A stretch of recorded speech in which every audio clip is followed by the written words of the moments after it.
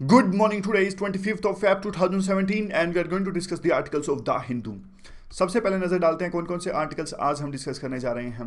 यहाँ पे जो आर्टिकल है बीजेपी की जो जीत हुई है सिविक पोल्स महाराष्ट्र के अंदर में और बाकी जगह जो जीत हुई है उड़ीसा के अंदर में उससे रिलेटेड चीज़ें डिस्कस की गई है और कहा गया है कि नोटबंदी का जो इफेक्ट है वो होता नहीं दिख रहा है चुनावों के ऊपर में। जो ये आर्टिकल है वो भी मुंबई के पर्टिकुलर स्पेसिफिक जो जीत हुई है शिवसेना और बीजेपी की जो बराबर की सीट्स आई हैं और अब ये आर्टिकल सजेस्ट करा कि शिवसेना और बीजेपी को साथ मिलकर काम करना चाहिए, तो ये सब चीज़ें हमारे लिए ज़रूरी नहीं है। तो ये दो आर्टिकल्स राजनीति से प्रेरित हैं। ये जो आर्टिकल है काफ़ी इंपॉर्टेंट आर्टिकल है सोलर एनर्जी, जिसे हाल फिलहाल में काफ़ी हमने डिस्कस किया था, तो आज आगे भी इसमें काफ़ी कुछ डिस्कस किया गया, इसे हम कॉम्प्रिहेंसिवली डिस्कस करेंगे। और जो बीच का आर्टिकल है शिवनाथन के द्वारा लिखा गया है, शिवनाथन के आर्टिकल्स अच्छे होते हैं लेकिन इनके आर्टिकल देखिए एथिक्स और ऐसे के दृष्टिकोण से काफ़ी अच्छे होते हैं। इनके आर्टिकल्स में सब्सटेंस कम होता है लेकिन जो इनका राइटिंग स्टाइल है वो काफ़ी अच्छा है, हम अडोप्ट कर सकते हैं ऐसे के अंदर में। देखेंगे कैसे। आज सैटरडे है, सैटरडे को आपको पता है ग्राउंड जीरो आता है, तो मेडिकल प्रोफेशन पे आज ग्राउंड जीरो है। एक स्टोरी टाइप में लिखी हुई है काफ़ी सारी चीज़ें, टाइम मिले तो पढ़ लेना, अदरवाइज डेटा बहुत ज़्यादा है। हम इसे नहीं डिस्कस करेंगे, हम जो डिस्कस करेंगे वो मिंट का एक काफ़ी इंपॉर्टेंट आर्टिकल डिस्कस करेंगे। तो चलिए स्टार्ट करते हैं। देखिए ये आर्टिकल समझने से पहले आपको इस क्वेश्चन का आंसर देना होगा, मतलब दिमाग में सोच लीजिए, बाद में हम आर्टिकल डिस्कस करेंगे। Given account of current status and the targets to be achieved. अभी बताइए कि करंट स्टेटस क्या है रिन्यूएबल एनर्जी का और कौन कौन से टारगेट्स हमें अभी अचीव करने हैं, और जो गवर्नमेंट ने लॉन्च किया था national programme on light emitting diodes, उसका क्या योगदान है उस टारगेट्स को अचीव करने में। यह क्वेश्चन मैंने नहीं बनाया, ये क्वेश्चन आया था यूपीएससी मेंस 2016 पेपर 3 में। अभी क्या न्यूज़ है, अभी देखिए कंटेक्स्ट ये है कि हमारी जो कैबिनेट कमेटी है इकोनॉमिक अफेयर्स पे, उन्होंने एक प्रकार से अप्रूवल दे दिया है कि डेडिकेटेड सोलर पार्क्स में हम जो है अपनी कैपेसिटी जो है 40 गीगावाट तक लेके जाएं 2020 तक। तो यहाँ पे रखिए, यहाँ पे देखिए, तो क्या ये डेडिकेटेड सोलर प्लांट्स कौन से होते हैं, ये देखिए, ये होते हैं डेडिकेटेड सोलर पार्क्स, जो बिल्कुल जिनका यूज इसीलिए जो स्पेशल बनाए ही इसलिए गए हैं कि सौर ऊर्जा पैदा की जा सके। और दूसरे कौन से होते हैं, दूसरे तो ऐसे होते हैं ना जो मिडिल क्लास के लोग, जैसे पिछली बार हमने जो आर्टिकल्स डिस्कस किया था यूं कह रहे थे कि जो लोग घर के ऊपर छत पे लगाते हैं या फिर kind of side business type, जैसे किसी ने मान लीजिए फोटोस्टेट की मशीन लगाई राजेंद्र नगर मुखर्जी नगर जहाँ पे कोचिंग होती है आईएएस की, दुकान नहीं चली फोटोस्टेट की क्योंकि आजकल सारे ऑनलाइन तैयारी करते हैं, तो फिर क्या हुआ, उसने सोचा ये तो बिजली का खर्चा भी नहीं निकल रहा फोटोस्टेट मशीन से, तो ऊपर छत पे एक सोलर इक्विपमेंट्स लगा लेते हैं ताकि कम से कम बिजली का खर्चा तो पूरा हो जाए। तो वो डेडिकेटेड नहीं होगा, वो होगा एक तरह से रूफ टॉप इंस्टॉलेशंस, ताकि वो सौर ऊर्जा जो पैदा कर रहे हैं साइड बिजनेस की तरह, मतलब अपने खुद का खर्चा बचाने के लिए, या फिर आजकल तो वो भी कंसेप्ट है, हमने वो डिस्कस किया था आपको याद होगा, फीड इन मीटर्स या फिर नेट इन मीटरिंग। यानी जो मिडिल क्लास या फिर आप कोई भी मान लीजिए, मिडिल क्लास नहीं स्पेसिफिकली, कोई भी अपने घर के छत के ऊपर अगर सोलर इंस्टॉलेशन लगाता है, अगर वो अपनी ज़रूरत से ज़्यादा बिजली पैदा करता है तो वो बिजली बेच भी सकता है सरकार को। सरकार उसके बदले में पैसे नहीं देगी, सरकार उसके बदले में क्या देगी, क्रेडिट्स देगी। समझ गए, ये कंसेप्ट है फीड इन मीटरिंग और नेट मीटरिंग का। नेट मीटरिंग का क्वेश्चन आया था प्री में इसी साल 2016 में, तो ये काफ़ी इंपॉर्टेंट कंसेप्ट्स हैं। तो अब देखिए इन डेडिकेटेड सोलर पार्क्स में, यानी जो हमने डिस्कस किया, इस प्रकार के डेडिकेटेड सोलर पार्क्स में कुछ फाइनेंशियल असिस्टेंस भी देगी गवर्नमेंट, कुछ सब्सिडी वगैरह भी देगी, कुछ पैसा भी देगी इस तरह के पार्क्स को इस्टेब्लिश करने के लिए। इससे होगा क्या, इससे जो हमारा टारगेट है 100 गीगावाट एनर्जी हमें प्रोड्यूस करनी है, सौर ऊर्जा हमें पैदा करनी है 2022 तक, वो हमारा पूरा होगा। अच्छा आप एक बात बताइए, आपको वो याद है 2022 तक हमें 175 गीगावाट इलेक्ट्रिसिटी प्रोड्यूस करनी है, क्या क्या इनका कंपोजिशन है। यहाँ पे देखिए 100 सोलर है और 60 गीगावाट थी, वो थी विंड से। यहाँ पे ये देखिए 175 का हमारा टारगेट था, 175 में से हमको 100 करनी थी सोलर से, 100 यहाँ से हो गई, और 60 जो है विंड एनर्जी, और बाद में थोड़ी थोड़ी ये है बायोमास 10% और स्मॉल हाइड्रो 5%, इस प्रकार से है। तो याद रखना ये, क्योंकि यही तो लिखना है। ये देखिए क्वेश्चन ही तो ये यूपीएससी के मेंस में जो क्वेश्चन आया था वो यही तो आया था, account of current status and targets to be achieved. तो टारगेट्स टू बी अचीव्ड अगर करने थे तो यही लिखने थे हमें क्वेश्चन में, मेंस में। अब आगे क्या है, देखिए सोलर पावर कैपेसिटी जो है, ये इसलिए ये चीज़ें सिग्निफिकेंट है क्योंकि सोलर कैपेसिटी जो है मोर से एफिशिएंट है, काफ़ी एफिशिएंट ये है, इसमें पोल्यूशन वगैरह नहीं होता। अगर ऐसा हम करेंगे तो हमने जो पेरिस में अपना एग्रीमेंट किया था, हमने जो कमिटमेंट्स की थी उसको भी पूरा कर पाने में हम सक्षम होंगे। काफ़ी ज़्यादा एम्प्लॉयमेंट आएगी, रोजगार के अवसर पैदा होंगे, ना सिर्फ शहरों में बल्कि गाँव में भी, और एक तरह से क्लीन एनवायरनमेंट है ये। हमने देखिए 3-4 दिन पहले जो आर्टिकल डिस्कस किया था वो ये किया था, जो मध्य प्रदेश के जो रेवा था, वहाँ पे जो जो इसकी बोली लगी थी सोलर एनर्जी की, 1 यूनिट की जो बोली लगी थी वो 2.97 पे लगी थी, जो कि काफ़ी कम थी। और आर्टिकल में लिखा गया था, उस आर्टिकल में जो हमने 3-4 दिन पहले डिस्कस किया था, ये काफ़ी महत्वपूर्ण है, क्योंकि आमतौर पर देखिए सोलर एनर्जी लोग इसीलिए नहीं यूज़ करते क्योंकि काफ़ी महंगी पड़ती है। अब अगर रेट भी सस्ता होना स्टार्ट हो गया और इस प्रकार से अगर हम काफ़ी ध्यान दे रहे हैं, डेडिकेटेड प्रोजेक्ट हम बना रहे हैं, तो डेफिनेटली जो इस क्षेत्र में काफ़ी एक प्रकार से रोजगार पैदा होगा और काफ़ी बड़ी मात्रा में इलेक्ट्रिसिटी और बिजली पैदा होगी सौर ऊर्जा के रूप में। अब एक और बात यहाँ पे आती है, देखिए एक क्वेश्चन प्रीलिम में इसका बन सकता है कि अगर ये पूछ ले आपसे कि हमारे देश में अभी जो बिजली पैदा होती है सबसे ज़्यादा किससे पैदा होती है, कोयले से होती है, सौर ऊर्जा होती है, या फिर विंड एनर्जी होती है, पानी से जो हाइड्रो इलेक्ट्रिक प्रोजेक्ट्स होते हैं, बांध होते हैं, उससे होती है, किससे सबसे ज़्यादा एनर्जी प्रोड्यूस होती है? तो ये थोड़ा आंकड़ा है, ये आप ध्यान में रखिएगा, इस पे क्वेश्चन आ जाते हैं कई बार। ऑर्डर भी कई बार यूपीएससी ऐसे भी पूछ लेती है, ऑर्डर में अरेंज कीजिए कोल सोलर ऐसे करके, असेंडिंग ऑर्डर डिसेंडिंग ऑर्डर ऐसे भी पूछ लेती है। तो देखिए सबसे ज़्यादा जो बिजली पैदा होती है आज भी हमारे देश में होती है कोयले से। ये इतना याद मत रखिएगा पूरा डेटा, बस इतना याद रखिएगा कितने परसेंट है, ऑलमोस्ट 60% है, काफ़ी कम कर लिया हमने, पहले 70% था, धीरे धीरे कम हो रहा है ये। और दूसरे नंबर पे लार्ज हाइड्रो, जैसे भाखड़ा नंगल बांध है, ये जो बड़े बड़े डैम्स होते हैं, वहाँ से जो टरबाइन मूव करके बिजली पैदा होती है, वहाँ से होती है 14%। उसके बाद में देखिए आपको लगता होगा कि सोलर, हम दिन रात सोलर सोलर करते हैं तो सोलर में बहुत ज़्यादा होती होगी, लेकिन आश्चर्य की बात यह है कि सोलर से अभी भी हम बिल्कुल सिर्फ 2.9% बिजली पैदा करते हैं। और सोलर से ज़्यादा तो हम देखिए विंड एनर्जी ज़्यादा पैदा करते हैं, बल्कि विंड है 9.1% और विंड का कभी नाम भी नहीं आता, जबकि हमारी विंड से जो इलेक्ट्रिसिटी प्रोड्यूस होती है तीसरे नंबर पर होती है 9.1%। तो ये याद रखिएगा, ये पहले नंबर पर कोल और दूसरे नंबर पर लार्ज हाइड्रो, ये याद रखिएगा, लार्ज हाइड्रो, स्मॉल हाइड्रो नहीं है। और उस तीसरे नंबर पे है हमारा विंड एनर्जी। विंड एनर्जी के बाद में आता है गैस 8%, ये रहा चौथे नंबर पे गैस। और फिर तो आप देख लेना, ये बायोमास 2.5% है, और ऐसे स्मॉल हाइड्रो है 1 समथिंग है, और डीजल से कितना 0.3% है। तो ये आप इसे नोट कर लीजिएगा, पीडीएफ आप डाउनलोड करोगे जब वेबसाइट से, तो आप ये पिक्चर है संभाल के रखिएगा, और इस पे क्वेश्चन आता है, साफ साफ आता है। तो अगला देखिए, ये कहते हैं कि काफ़ी जॉब्स यानी रोजगार के अवसर उत्पन्न होंगे। ये एक इंटरनेशनल रिन्यूएबल एनर्जी एजेंसी है, इन्होंने अपनी रिपोर्ट में कहा रीथिंकिंग एनर्जी। तो पहले तो हम ये देखते हैं कि एजेंसी है क्या, इंटरनेशनल रिन्यूएबल एनर्जी एजेंसी। देखिए अब इस तरह की एजेंसीज होती है ना, काफ़ी इंपॉर्टेंट होती हैं, क्योंकि बार बार रिन्यूएबल सेक्टर का बहुत बोलबाला रहता है न्यूज़ में, और गवर्नमेंट इस पर ध्यान भी काफ़ी देती है। तो इससे रिलेटेड जो एजेंसीज हैं वो भी बहुत इंपॉर्टेंट हो जाती है। तो ये एजेंसी बहुत इंपॉर्टेंट है, इस पे क्वेश्चन डेफिनेटली आ सकता है। सबसे पहले तो आप ये याद रखिए, इंटर गवर्नमेंटल ऑर्गेनाइजेशन है।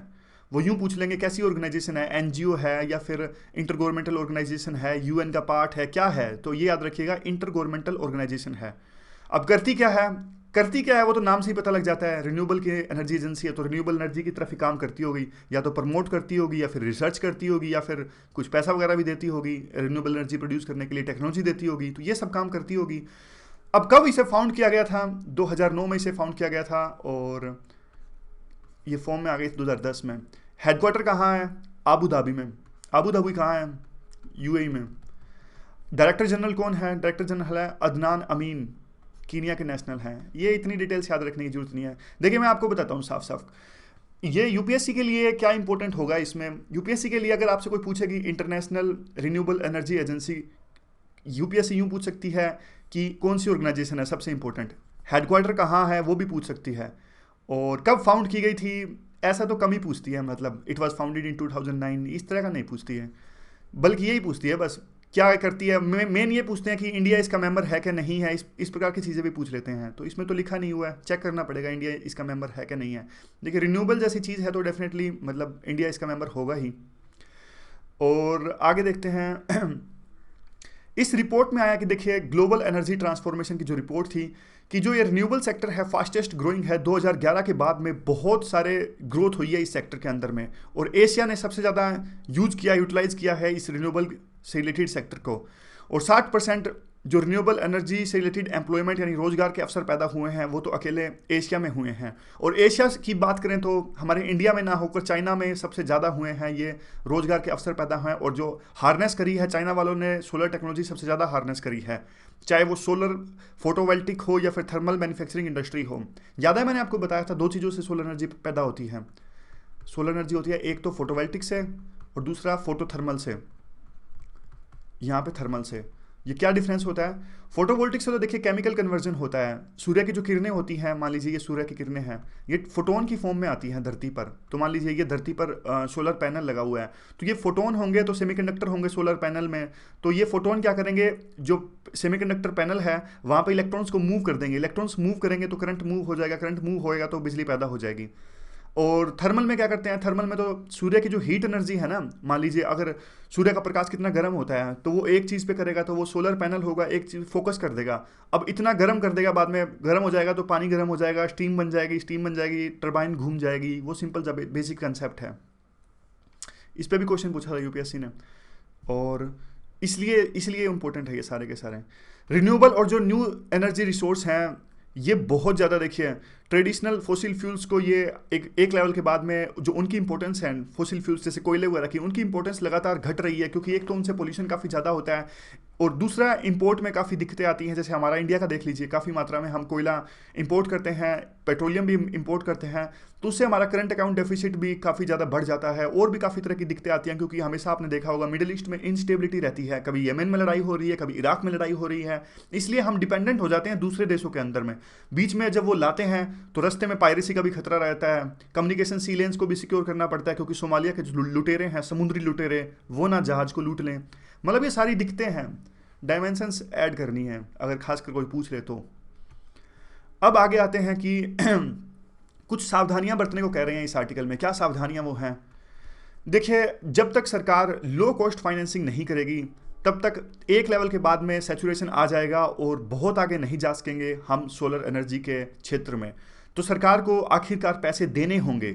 और दूसरी बात यह है कि जो ट्रेंड है कुछ इमर्जिंग कंट्रीज खास करके इंडिया, यहाँ पे जो पब्लिक फाइनेंसिंग है, पब्लिक फाइनेंसिंग मतलब सरकार जो फाइनेंस करती है इस प्रकार के जो सोलर प्रोजेक्ट्स हैं, उनको काफ़ी कमी आई है सरकार की तरफ से इन्वेस्टमेंट में। सारे के सारे मतलब काफ़ी सारे जो इमर्जिंग इकोनॉमीज हैं जैसे कि इंडिया, उनमें तो सरकार को तो इन्वेस्टमेंट बढ़ानी होगी अगर इस क्षेत्र में एक्सेलरेशन प्रोवाइड करना है तो।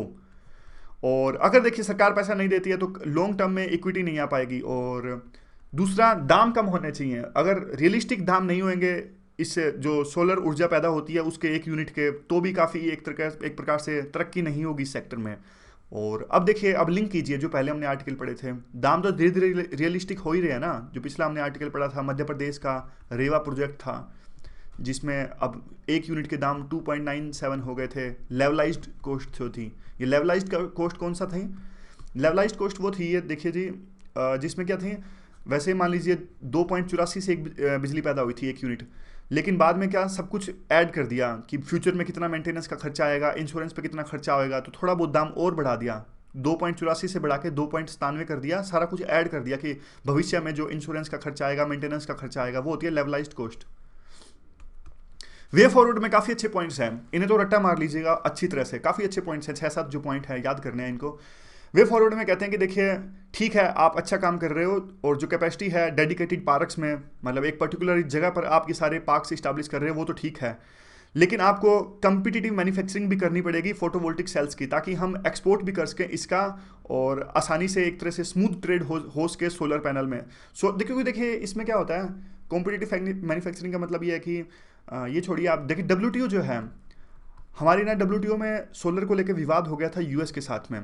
हम जो पैदा कर रहे थे सोलर एनर्जी, वो हमने कहा था कि हमारे देश में इक्विपमेंट्स बने होने चाहिए अगर सोलर इक्विपमेंट्स इस्टेब्लिश किए जाते हैं सोलर ऊर्जा पैदा करने के लिए। तो अमेरिका ने इस बात का विरोध किया था। पहले हम अमेरिका से इंपोर्ट करते थे, तो अमेरिका ने कहा कि देखिए अब आपने ये ऑर्डर दे दिया कि सारे जो इक्विपमेंट्स हैं इंडिया से ही खरीदने पड़ेंगे, तो हमारे देश से कौन लेगा। तो ये केस गया था WTO के अंदर में, तो WTO ने जो फैसला दिया था वो यूएस के हक में दिया था। अब दोबारा इंडिया ने अपील फाइल करी थी WTO में। तो जब भी सोलर का क्वेश्चन आए ना, तो ये केस जरूर लिखना, मतलब एक लाइन में चाहे कोट कर लेना, disputes in the WTO with respect to USA। क्योंकि कई बार ये क्या करते हैं, आपने एक ना इकोनॉमिक्स में कंसेप्ट पढ़ा होगा, इन्वर्टेड स्ट्रक्चर। इन्वर्टेड स्ट्रक्चर का कंसेप्ट क्या होता है? मतलब इन्वर्टेड रेट्स, इन्वर्टेड ड्यूटी, यही होता है कंसेप्ट। इकोनॉमिक्स में क्या होता है, देखिए कई बार ऐसा होता है कि मान लीजिए इंडिया है, अब छोटा सा मैं आपको एग्जांपल देता हूँ। एलईडी बनानी है हमें इंडिया के अंदर में, तो क्या होता है, चाइना वगैरह है ना, चाइना वगैरह है, वहाँ पे एलईडी काफ़ी सस्ती पैदा होती है। तो अगर हमें एलईडी बनानी है, उसके लिए हमें रॉ मटेरियल इंपोर्ट करना है दूसरे देशों से, तो हमें रॉ मटेरियल बहुत महंगा मिलेगा। जबकि जो एलईडी हमें बनानी है उसके लिए रॉ मटेरियल तो हमें महंगा मिलेगा, जबकि एलईडी है अगर हम दूसरे देशों जैसे चाइना से इंपोर्ट करते हैं तो वो सस्ती मिलेगी। तो हमें एक प्रकार से मोटिवेशन नहीं है कि हम बाहर से रॉ मटेरियल इंपोर्ट करके एलईडी मंगाएं। क्यों? क्योंकि बाहर से जो रॉ मटेरियल्स इंपोर्ट कर रहे हैं वो तो बहुत महंगा पड़ रहा है, और जबकि बाहर से सीधी एलईडी मंगाएं वो तो बहुत सस्ती पड़ रही है। तो ये इसको कहते हैं इन्वर्टेड ड्यूटी स्ट्रक्चर। जबकि होना तो उल्टा चाहिए, सरकार की पॉलिसीज ऐसी होनी चाहिए कि रॉ मटेरियल है उस पर तो सब्सिडी दे, और जो डायरेक्ट एलईडी इंपोर्ट कर रहे हैं उस पर किसी तरह का टैरिफ लगाए, ताकि हमारे देश के अंदर में मैन्युफैक्चरिंग हो, तभी तो फायदा है ना। हमारे देश में अगर मैन्युफैक्चरिंग होगी तो रोजगार पैदा होगा, वो सारे टैक्स गवर्नमेंट को आएगा, जीडीपी आगे बढ़ेगी। इसको कहते हैं इन्वर्टेड ड्यूटी स्ट्रक्चर। तो ये इन्वर्टेड ड्यूटी स्ट्रक्चर था हमारे सोलर में भी। चाइना वाले ना बहुत हमें सस्ते भेज देते थे, डंपिंग कर देते थे हमारे देश के अंदर में, तभी हमने टैरिफ लगाए थे। लेकिन वो केस गया यूएस से रिलेटेड, क्योंकि चाइना तो वैसे भी एक काइंड ऑफ चोर है, तो चाइना डब्ल्यूटीओ में जाता नहीं है, चाइना तो वैसे भी इस तरह के पंगे लेता रहता है। और दूसरा क्या है, अब देखिए बात यह है कि ये कई सारे जो पॉइंट्स हम डिस्कस कर रहे थे, क्या करना चाहिए, ओपन ट्रेनिंग फैसिलिटीज़ होनी चाहिए कि रोजगार के अगर आपको अवसर पैदा होने तो ट्रेनिंग भी तो होनी चाहिए ना। तो इसके रिलेटेड हमने प्री की डिस्कशन की वीडियो में कंसेप्ट डिस्कस किया था, सूर्य मित्रा। सूर्य मित्रा एक स्कीम थी गवर्नमेंट के द्वारा, जिसमें वो यूनिवर्सिटीज से या फिर आईटीआई से ट्रेनिंग दिलवाएंगे स्टूडेंट्स को, ताकि वो सोलर टेक्नोलॉजी से रिलेटेड काम कर सकें। और जो इलेक्ट्रिसिटी के रेगुलेटर्स हैं, अच्छा एक बात है, जो इलेक्ट्रिसिटी को रेगुलेट कौन करता है, यहाँ पे जो दिया है इलेक्ट्रिसिटी के जो रेगुलेटर्स हैं उनको दाम तय करने चाहिए बिजली के, जितनी कॉस्ट देख के कितने रेट से बिजली पैदा हुई है उसी हिसाब से दाम तय करने चाहिए। तो अब क्वेश्चन ये उठता है कि इलेक्ट्रिसिटी को रेगुलेट करता कौन है, कौन से एक्ट के तहत में करता है। तो यहाँ पे देख लीजिए थोड़ा सा इलेक्ट्रिसिटी यानी बिजली को ये रेगुलेट करता है सेंट्रल इलेक्ट्रिसिटी रेगुलेटरी कमीशन। ये पावर सेक्टर को रेगुलेट करता है, स्टैच्यूरी बॉडी है, तो याद रखिएगा सबसे इंपॉर्टेंट स्टैच्यूरी बॉडी है। कौन से एक्ट में बनाई गई थी? इलेक्ट्रिसिटी एक्ट 2003 के अंदर में आती है। क्या ये क्वेसी जुडिशियल बॉडी है? जी हाँ बिल्कुल है। तीनों फैक्ट्स बहुत इंपॉर्टेंट है। स्टैच्यूरी बॉडी है, कौन से एक्ट के अंदर में आती है, और कौन सी बॉडी है, क्वेसी जुडिशियल बॉडी है। क्वेसी जुडिशियल का मतलब ये होता है कि समन करने की पावर है, सिविल कोर्ट्स की तरह पावर है इनके पास में। मतलब काम सिविल कोर्ट्स की तरह नहीं करती, लेकिन पावर है, समन कर सकती है रिकॉर्ड्स को। कौन सी मिनिस्ट्री के अंदर में आती है? मिनिस्ट्री ऑफ पावर के अंदर में आती है। करती क्या है? करती तो आपको पता ही है, सिंपल सी चीज़ है, टैरिफ वगैरह रेट वगैरह तय करेगी, ट्रांसपेरेंसी देखेगी, अकाउंटेबिलिटी देखेगी इस पूरे पावर सेक्टर से रिलेटेड, ट्रांसमिशन में जो लॉस वगैरह है, रेट कितना है, किस रेट पे सब्सिडी दी जा रही है, ये सब चीज़ें देखती है ये जो एजेंसी है। और आगे क्या है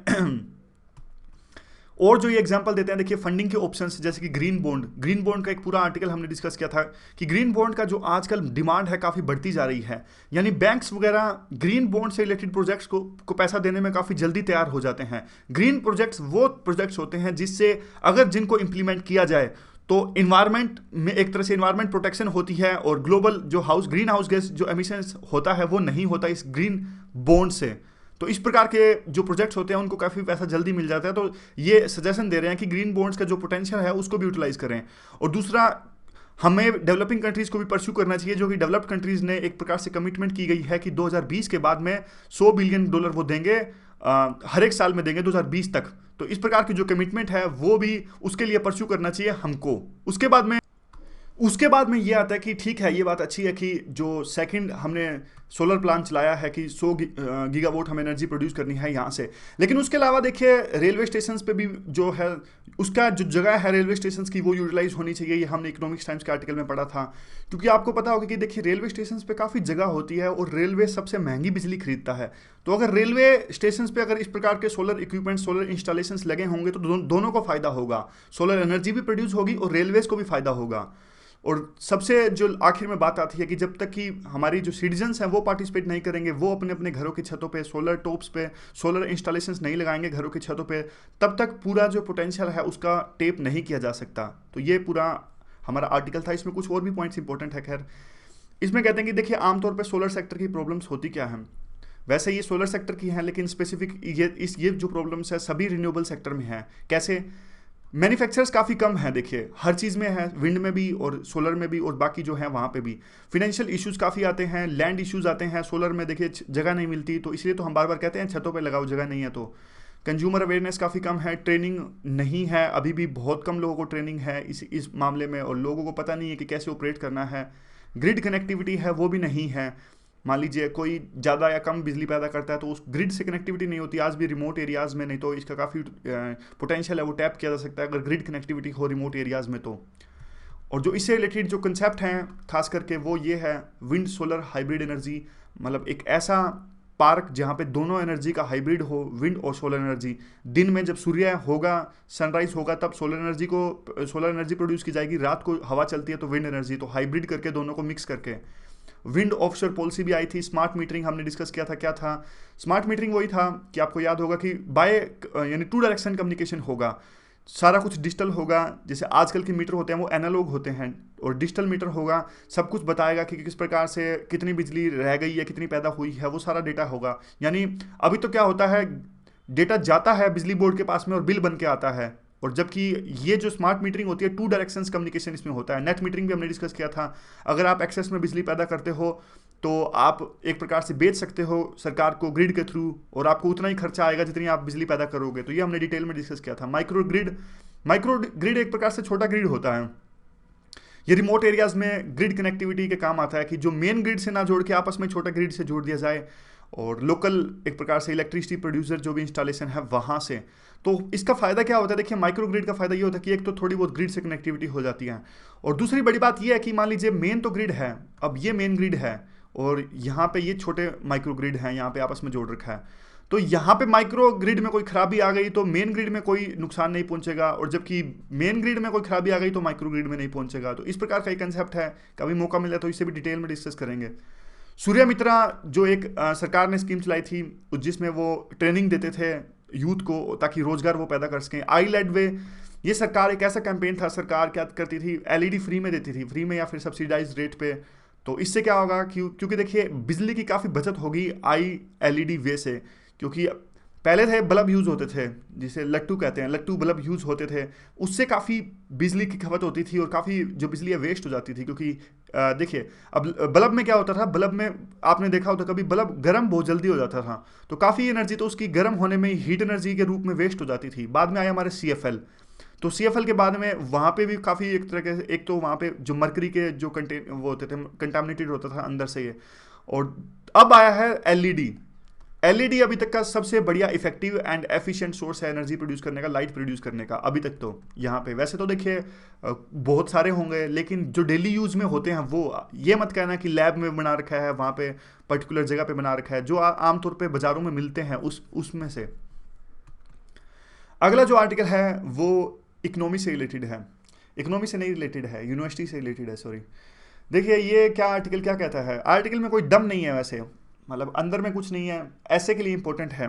ऐसे के लिए देखिए कैसे इंपॉर्टेंट होता है, ऐसे के लिए ना दो तरीके होते हैं, मैं आपको बताऊं ऐसे लिखने के। मान लो आप ऐसे लिखोगे तो पॉइंट्स तो सबके पास में होते हैं, इतना पढ़ लेंगे तो पॉइंट की तो कोई कमी रहेगी नहीं, मतलब जीएस पढ़ के जाएंगे, जीएस 1 2 3, तो ऐसा तो है नहीं कि कोई ऐसा टॉपिक आ जाएगा आपके पास में पॉइंट्स नहीं होंगे।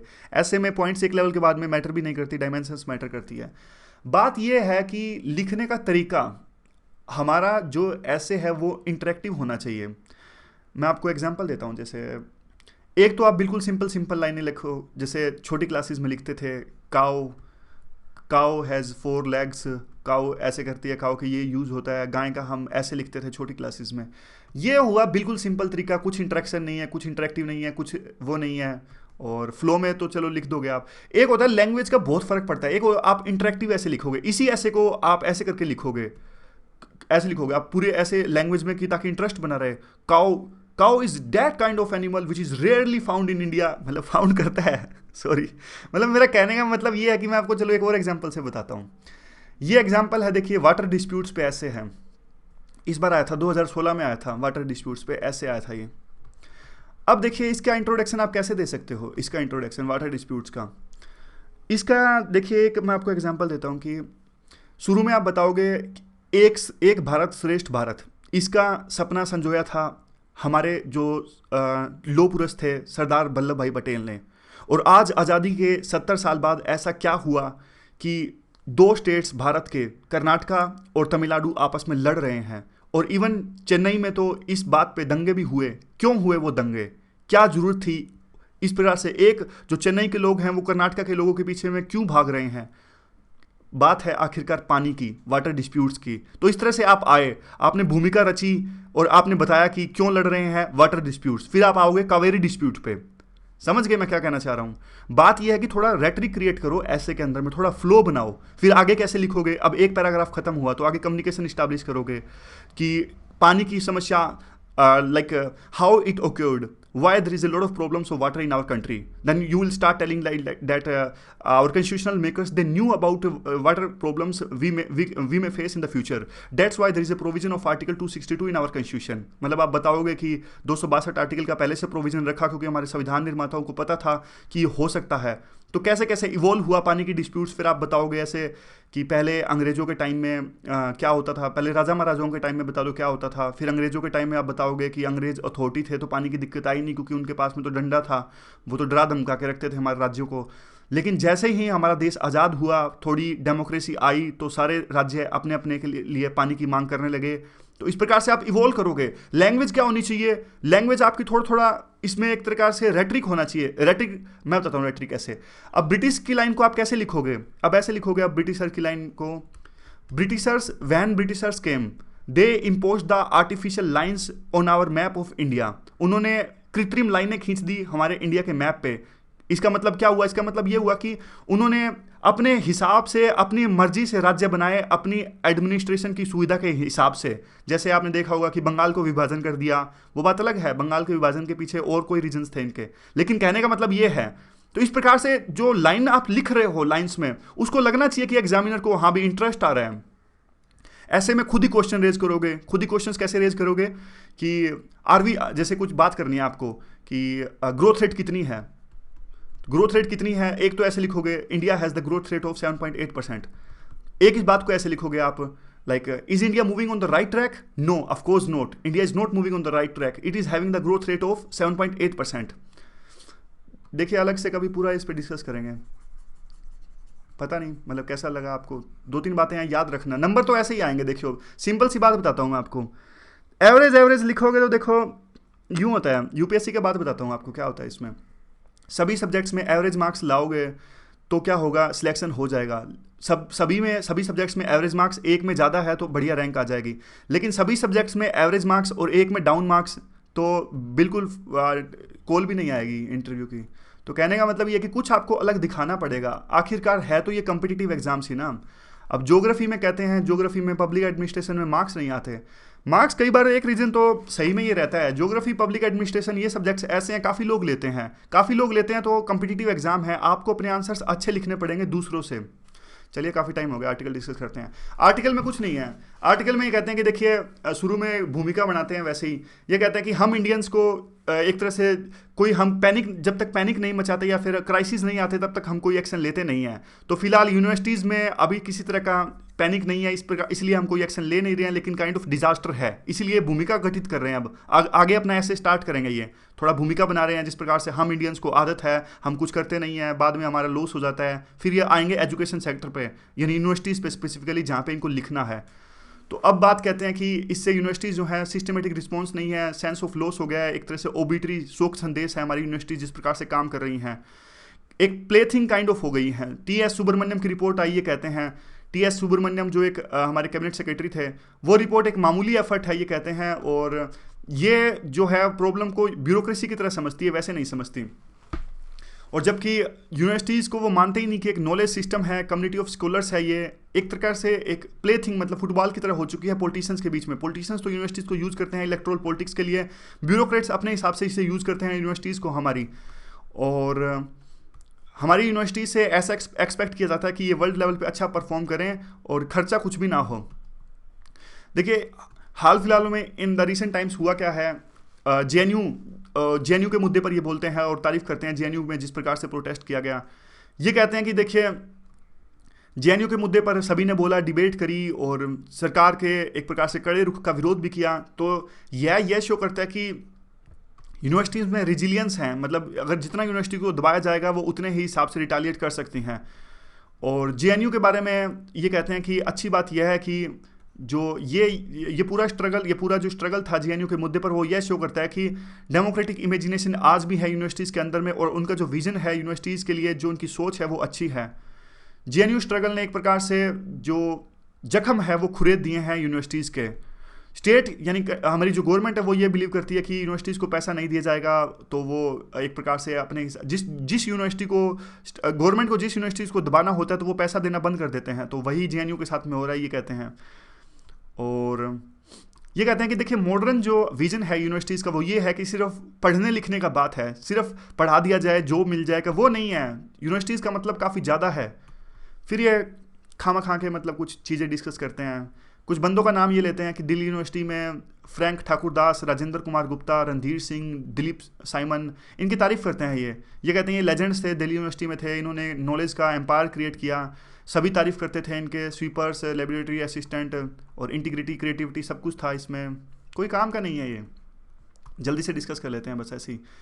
स्मॉल, सिंपल, कॉन्फिडेंट रहते थे ये, क्रिएटिविटी थी इनके अंदर में, और ये रैंकिंग पे नहीं ध्यान देते थे ये, मतलब जो इनको करना होता था वो ओरली करते थे, मुंह ज़बानी। ऐसा नहीं कि रैंकिंग के लिए कुछ करना होता था इनको। उन्हीं बंदों की बात कर रहे हैं जो हमने अभी नाम डिस्कस किए थे, ठाकुरदास, जो दिलीप साइमन है, काइंड ऑफ एग्जांपल्स दे रहे हैं कि इन्होंने अच्छा काम किया, अच्छे टीचर्स थे, इनको इन जैसे टीचर्स को रिपोर्ट तैयार करनी चाहिए। मतलब ये मेनली ये कहना चाहते हैं इस आर्टिकल में, जो टी आर सुब्रमण्यम जो कैबिनेट सेक्रेटरी थे, ब्यूरोक्रेट थे, उन्होंने यूनिवर्सिटीज़ के बारे में रिपोर्ट तैयार करी, और जो अपीयर हो पाती इसी से पहले उनको अलमारी में रख दिया गया उस रिपोर्ट को, TSR सुब्रमण्यम की, बजाय इसके कि ब्यूरोक्रेट्स यूनिवर्सिटी से रिलेटेड रिपोर्ट्स तैयार करें उसमें सुधार के लिए। रिपोर्ट है वो जो तैयार करनी चाहिए वो यूनिवर्सिटी के टीचर्स द्वारा ही करनी चाहिए, क्योंकि टीचर्स को ज़्यादा परख होती है कि यूनिवर्सिटीज़ को किस प्रकार से काम करना चाहिए और किस प्रकार से नहीं करना चाहिए। उनका मेन मुद्दा यही है। अब उस बात को कहाँ कहाँ घुमा के ये ले जाते हैं वो कुछ यूज़ का नहीं है। फिर ये डिपार्टमेंट ऑफ फिजिक्स की तारीफ़ करते हैं। उन्होंने होशंगाबाद में एक साइंस का प्रोजेक्ट चलाया, होशंगाबाद MP में है। वो कहते हैं कि देखिए इस प्रकार का जो काफ़ी अच्छा ये प्रोजेक्ट इन्होंने department of physics Delhi university ने बनाया होशंगाबाद में, और इसका कभी कभी तारीफ़ होती है, कभी कभी इसको मेंशन किया जाता है। और फिर ये कहते हैं कि देखिए टीचिंग जो है एक कारीगरी है, टीचिंग करना और रिसर्च करना एक कारीगरी है, क्राफ्ट एलिमेंट है। क्राफ्ट का मतलब कारीगरी। और एक्सपर्ट्स आज इस बात को समझते नहीं है कि किस प्रकार से केयर करनी पड़ती है, टीचर में नर्चर करना पड़ता है, दृढ़ता दिखानी पड़ती है, और जो जेस्टेशन पीरियड है वो काफ़ी ज़्यादा होता है। जेस्टेशन पीरियड मतलब आप आज किसी स्टूडेंट्स को पढ़ा रहे हो तो काफ़ी लंबे समय बाद में उसे सक्सेस मिलेगी अपने जीवन में, तो जेस्टेशन पीरियड है वो काफ़ी ज़्यादा है। रिसर्च पेपर का मतलब आज के टाइम में सिर्फ देख के कॉपी करके हो गया है बनाना। लर्निंग जो है, लर्निंग की जो कारीगरी है वो एक डाउनलोडेड एक्ट नहीं है। मतलब ऐसा नहीं है कि कोई चीज़ डाउनलोड करनी हो सॉफ्टवेयर, हाँ भाई लर्निंग करनी हो तो वो कर लो। इसमें काफ़ी फेस टू फेस एनकाउंटर होता है। तो कहने का मतलब यही है, कुछ खास आर्टिकल है नहीं है। वे फॉरवर्ड में यही कहता है कि ये कहते हैं मैंने इसलिए आर्टिकल लिखा क्योंकि आज असोल्ट हो रहा है यूनिवर्सिटीज़ पर, नेगलेक्ट हो रहा है काफ़ी ज़्यादा, और यूनिवर्सिटीज़ एक सिविल सोसाइटी और यूनिवर्सिटी के बीच में किस प्रकार का प्रोफेशनलिज्म होना चाहिए उसे एक प्रकार से दोबारा से निखारने की आवश्यकता है। अर्जेंट टास्क के तौर पे इसे लेना चाहिए, और जो रिपोर्ट तैयार करनी चाहिए वो किसी यूनिवर्सिटी के बंदे द्वारा करनी चाहिए।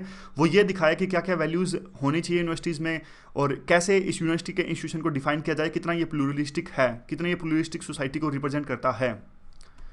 तो अब अगला जो आर्टिकल है वो इंपॉर्टेंट है। यह आर्टिकल है देखिए US और चाइना के बीच का, लेकिन जो इसमें जो पॉइंट्स हैं वो इंडिया और चाइना के बीच में भी यूज़ कर सकते हैं, और किसी दो अन्य देशों के बीच में भी इन पॉइंट्स को यूज़ कर सकते हैं। देखिए कहते हैं कि ट्रंप जो आए, ट्रंप ने काफ़ी एक प्रकार से एक्सट्रीम स्टेटमेंट्स दी। उन्होंने कहा कि चाइना के साथ में ट्रेड वार चलेंगे और चाइना की कंपनीज पर रोक लगाएंगे। तो अब ये कहते हैं कि चाइना जो एक्सपोर्ट करते हैं US को काफ़ी ज़्यादा एक्सपोर्ट करते हैं, और डोनाल्ड ट्रंप इस बात से फ्यूरियस हैं, नाराज़ हैं, और इसलिए वो धमकी दे रहे हैं कि हम प्रोटेक्शनिस्ट पॉलिसी अपनाएंगे चाइना की पॉलिसीज़ के खिलाफ में। और साफ साफ यही है कि वो ऐसा करेंगे भी, क्योंकि उनको अपनी प्रेसिडेंसी है जो कंसोलिडेट करनी है, यानी अपना जो कि उनका नेचर है वो अगर बरकरार रखना है तो उनको कुछ ना कुछ ऐसा करना पड़ेगा। लेकिन इस बात की संभावना कम ही है कि चाइना घुटने टेक देगा उनके सामने, चाइना भी अपने हिसाब से रिटालिएट करेगा। तो नुकसान किसका होगा?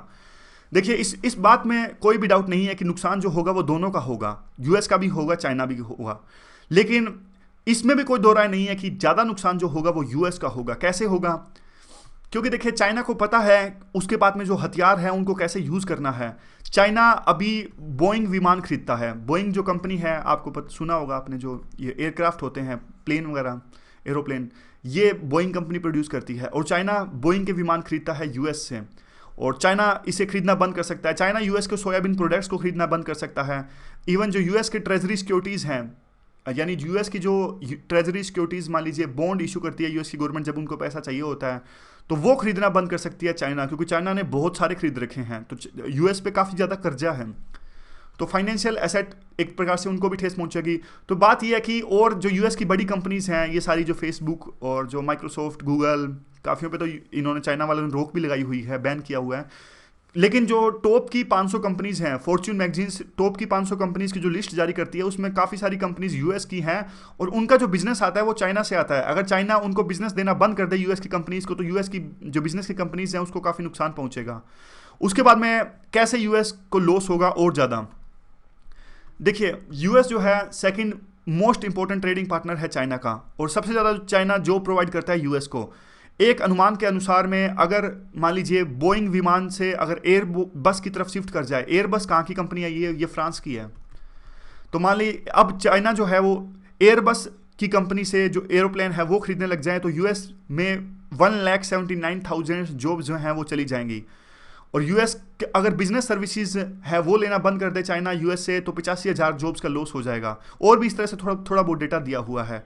आईफोन का एग्जांपल देते हैं, जो एप्पल की कंपनी है, आईफोन नहीं प्रोड्यूस कर सकती अपने आप से, काफ़ी रेयर अर्थ मेटल्स हैं वो चाइना से इंपोर्ट करने पड़ते हैं। अगर चाइना वो रेयर अर्थ मेटल्स देना बंद कर दे, तो काफ़ी टाइम लग जाएगा, काफ़ी महंगा पड़ेगा एप्पल को आईफोन प्रोड्यूस करना। उसके बाद में और कैसे लॉस होगा। अब देखिए ट्रेड वार चलेगा, तो दोनों इंपोर्ट है वो, टैरिफ है वो बढ़ा देंगे, इंपोर्ट ड्यूटी बढ़ा देंगे, कस्टम ड्यूटी बढ़ा देंगे, तो सामान महंगा आएगा। चाइना का सामान यूएस में महंगा आएगा तो कॉम्पिटिटिव नहीं रहेगा, सस्ता नहीं पड़ेगा, तो लोग खरीदेंगे नहीं चाइना का सामान। और यूएस का सामान अगर चाइना के अंदर में जाएगा, तो चाइना उस पर भी कस्टम ड्यूटी बढ़ा देगा, तो कस्टम ड्यूटी बढ़ा देगा तो यूएस का सामान भी कॉम्पिटिटिव नहीं रहेगा चाइना के अंदर में। अब होगा कि इससे, मान लीजिए अगर सामान सस्ता नहीं आएगा एक दूसरे के देशों में, तो खास करके महंगाई है वो बढ़ जाएगी, क्योंकि सस्ता सामान आता है तो महंगाई कम हो जाती है, महंगा सामान आता है तो महंगाई बढ़ जाएगी ना। सीधी सी बात है, महंगाई बढ़ जाएगी तो वहाँ के, मान लीजिए अमेरिका का एग्जांपल है, महंगाई बढ़ गई तो वहाँ का जो फेडरल रिजर्व बैंक है, महंगाई को कम करने के लिए इंटरेस्ट रेट्स हैं वो बढ़ा देंगे। जैसे हमारा आरबीआई बढ़ाता है, सीआरआर को बढ़ा देता है, रेपो रेट को बढ़ा देता है, वैसे ही वहाँ का जो फेडरल रिजर्व है वो भी रेट्स को बढ़ा देगा। रेट्स को बढ़ा देगा तो सस्ता लोन नहीं मिलेगा लोगों को, सस्ता लोन नहीं मिलेगा तो वहाँ के लोगों को, अमेरिका के लोगों को, तो वो बिजनेस नहीं स्टैब्लिश करेंगे, बिजनेस नहीं स्टैब्लिश करेंगे तो डिमांड नहीं होगी, तो फिर क्या होगा, वहाँ की जो ग्रोथ रेट है वो कम हो जाएगी, वहाँ की जो जीडीपी है वो कम हो जाएगी। इस प्रकार से नुकसान होगा दोनों देशों को, वहाँ के दोनों के देशों की जीडीपी में काफ़ी नुकसान आएगा। सेक्टर स्पेसिफिक डिस्प्यूट्स भी हो सकता है। कैसे, अमेरिका खास करके देखिए आयरन और स्टील प्रोडक्शन से रिलेटेड डिस्प्यूट रेज कर सकता है, क्योंकि चाइना है, चाइना पे काफ़ी बार आरोप रखते हैं कि वो सस्ते स्टील की डंपिंग कर देती है दूसरे देशों में, क्योंकि काफ़ी टेक्नोलॉजी इनके पास में है, तो सस्ता इन्होंने, चाइना वालों ने हमारी स्टील की इंडस्ट्री का भी नाश मार दिया। पहले हमारा जो स्टील था वो अच्छा खासा बिकता था और काफ़ी एक्सपोर्ट भी करते थे, लेकिन ये चाइना वाले ना बहुत सस्ता स्टील प्रोड्यूस करते हैं, तो हमें कुछ अपने हिसाब से अब नई जो है स्ट्रेटजी बनानी होगी स्टील सेक्टर में। इसी प्रकार से इन्होंने यूएस में भी डंप करना स्टार्ट कर दिया सस्ता स्टील बना के। चाइना ना दूसरे देशों की पूरी मार्केट ही तबाह कर देता है, चाइनीज़ प्रोडक्ट आपको पता ही है। अब कैसे इन्होंने सैमसंग को एक प्रकार से बहुत पीछे छोड़ दिया, इनके जो सारे फ़ोन्स हैं, स्मार्टफोन्स, वन प्लस, एप्पो और जियोमी पता नहीं कितने तरह के आ गए अभी फ़ोन तो इनके। तो देखिए बात ये है कि इस प्रकार की जो पॉलिसीज होंगी दोनों से नुकसान होगा। अब जो ट्रंप है वो काफ़ी बार ये कहते हैं कि देखिए चाइना जो है वो करेंसी को डिवैल्यूएशन करता है। डिवैल्यूएशन का फ़ायदा क्या होता है मैं आपको बताता हूँ। देखिए मान लीजिए $1 की जो कीमत है, $1 में आते हैं 10 रिमिनी, क्या इनकी रिमिन भी होते हैं ना, जो इनकी करेंसी होती है चाइना वालों की, तो अब इतने आते हैं। मान लीजिए अब इन्होंने अपनी करेंसी को डिवैल्यूएट कर दिया, तो डिवैल्यूएट का मतलब क्या हुआ, $1 में आने लग जाएंगे डिवैल्यूएशन के बाद में। डिवैल्यूएशन का मतलब होता है रेट कम कर दिए, तो 10 के बदले मान लीजिए 30 आने लग गए। तो अब क्या हुआ, दूसरे देश अब ये इंपोर्ट करेंगे चाइना की कोई चीज़, उनको कितना सस्ता पड़ेगा। पहले $1 में उतनी चीज़ आती थी जितना 10 रेमिनबी में आती थी, अब उतनी चीज़ आएगी डिवैल्यूएशन यानी रेट कम होने के बाद में 30 रेमिनबी में जितनी आती है। इसका नाम याद नहीं आ रहा मुझे, क्या होता है चाइना की जो वो होती है करेंसी, चाइना की करेंसी। तो ये कहने का मतलब ये कि डिवैल्यूएशन के बाद में काफ़ी फ़ायदा होता है। तो अब तो क्या है, यूएस खुद भी करने वाला है डिवैल्यूएशन, ऐसा खबरें मिलने को आ रही है, जबकि स्विट्जरलैंड में ने भी ऐसा किया। तो सभी देश कुछ ना कुछ करके करते हैं करेंसी का जो डिवैल्यूएशन है। तो अकेला चाइना को आप इस प्रकार की चीज़ों के लिए जिम्मेदार नहीं ठहरा सकते। तो कुल मिला के जो आर्टिकल है वो यही कह रहे हैं, चाइना ने अपना मॉडल है वो चेंज कर लिया था। पहले की जो उन्होंने पहले इनका जो मॉडल था ना, वो एक्सपोर्ट से जो फायदा होता था उस पे बेस्ड था। आजकल ये डोमेस्टिक कंजम्पशन पे, यानी जो घर के अपने चाइना के अंदर में जो चीज़ें बेच के ज़्यादा ग्रोथ रेट पे ध्यान दे रहे हैं। तो चाइना की इकोनॉमी जब भी चेंज होती है ना, तो एक उनको रिफॉर्म की आवश्यकता होती है, एक धक्का लगने की आवश्यकता होती है। जबकि ट्रंप जो जिस प्रकार की पॉलिसी अपना रहे हैं वो एक प्रकार से पुश ही कर रहे हैं, शोक दे रहे हैं, इससे तो बल्कि चाइना और ऊपर जाएगा। तो इस आर्टिकल में बस इतना ही है। तो आज की डिस्कशन में बस इतना ही। कल संडे है, संडे एंजॉय कीजिए। Thank you very much for discussion.